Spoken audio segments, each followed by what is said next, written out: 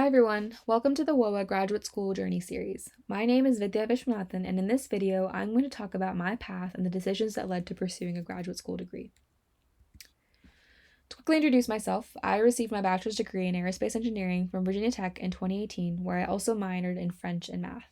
I'm currently still at Virginia Tech pursuing my PhD in experimental fluid dynamics, where I do research in turbulent flows over rough surfaces and pressure gradient.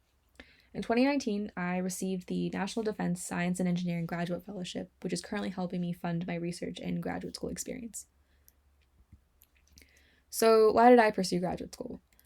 Despite the common perception, I find that aerospace is still rather a broad field, especially when you realize that there's so many different subtopics that you can specialize in, such as orbital mechanics, fluid dynamics, structures, looking at if you want to pursue more spacecraft design or aeronautics and hydrodynamics, or even just deciding whether you want a technical career or one that is more focused in project leadership and management.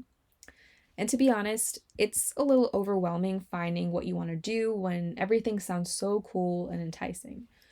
So in undergrad, it was my goal to find my niche within this field by means of internships and undergraduate research. I did several internships and co-ops in various different fields, from commercial solutions, composite manufacturing, stress and design work for space planes, and even satellite radio communications. Through all of these experiences, I realized that they were all very different, but I realized that I wanted a career that had a balance of technical and scientific work and hands-on implementation.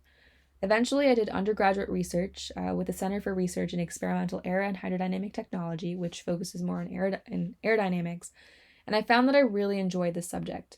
But more importantly, I found this balance of sedentary work at my desk, followed by the hard labor and hands-on experience of performing the experiments. So if you're like me, trying to figure out what field you want to go into, find your niche through undergraduate research and internships.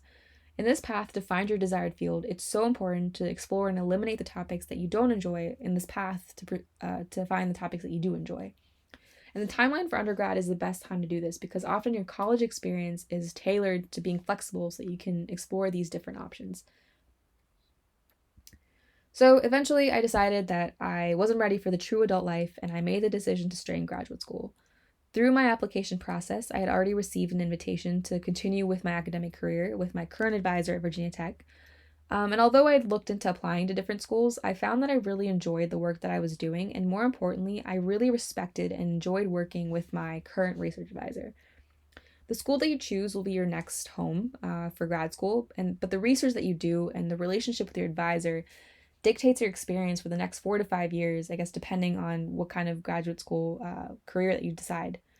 So in your search for the right graduate school, it's so important to understand as much as you can about your advisor, their style and leadership and research mentorship, and the dynamics of their lab. And in terms of research, it should be something that you're interested in. It doesn't have to be something that you're absolutely passionate about, but something that piques your interest and pushes you to learn more and makes you excited about making new discoveries. Initially, I was planning to only do a master's degree and test the waters of graduate school. I looked into the thesis versus non-thesis option. While the thesis track is more a research-centered track, concluding with your master's, as the name implies, with a written document as a culmination of your findings, the non-thesis option is heavily focused on coursework. Your decision for this track should depend on what type of work that you enjoy doing. Typically, technical work and research-focused jobs will prefer that you have a thesis. So after I graduated with my bachelor's, it was my intention to pursue a master's and then find a job in industry. And I knew that I wanted to work more on the science side of aerospace, so I decided that I wanted to do a master's with thesis. However, like many grad students, my professor pulled me deeper into my grad school career and into my research and convinced me that I should pursue a PhD. And at this point, I really enjoyed the work that I did, and I realized that this is exactly what I wanted to do. I wanted to pursue a PhD. So rather than pursue a master's, I actually decided to go straight to a direct PhD. A PhD requires a dissertation, and rather than spend time on a master's thesis, I decided to focus solely on my PhD objectives. I found this passion for research, and so I wanted to expedite my graduation process by focusing on my dissertation. So I find also that being in grad school changes your perspectives on many aspects of your career. While in the past I was concerned about getting a job only within industry, the perspectives and opportunities through graduate school have opened up so many possibilities for a career. I could still pursue a job in industry, and now with grad school, I now have the skills for groundbreaking research at national labs and government, or even if I wanted to pursue a career in academia. I personally will probably go into a career in industry or government, and then maybe when I'm old and gray, I'll come back to teach. So here I am starting my third year of my PhD, and despite all the stress and sleepless nights, I have learned so much by being in graduate school.